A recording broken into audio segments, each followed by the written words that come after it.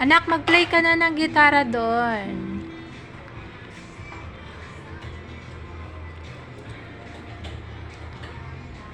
Kuya, gaano katagal yan?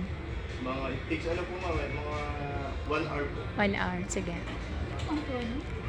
Anong gusto mong gawin? Ha? Sige na anak, mag-gitara ka na doon.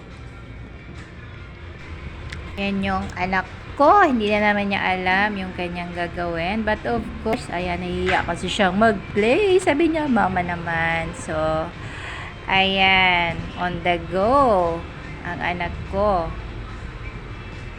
Sira kasi yung gitara niya, mga guys. Kaya, kailangan niyang palitan ng string at pinasit up na rin niya yung kanyang acoustic guitar. Sinasira na, but it's already 2 years din. Tapos pinagalaw niya sa kaklase niya, kaya yun, alam na des. Kaya kami punta ng RJ Guitar para ipa-tune ulit yung kanyang gitara, kasi bakasyon na.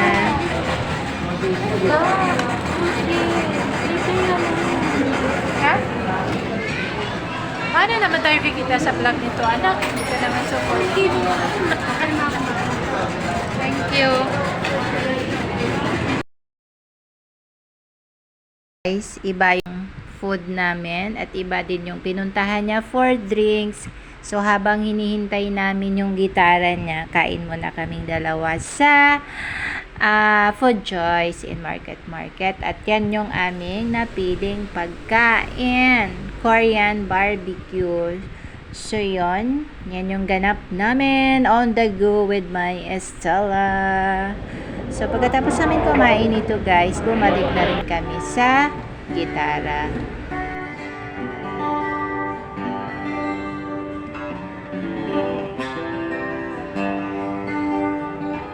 Dalawa na yung nilagay mo dyan niya, dalawang bago.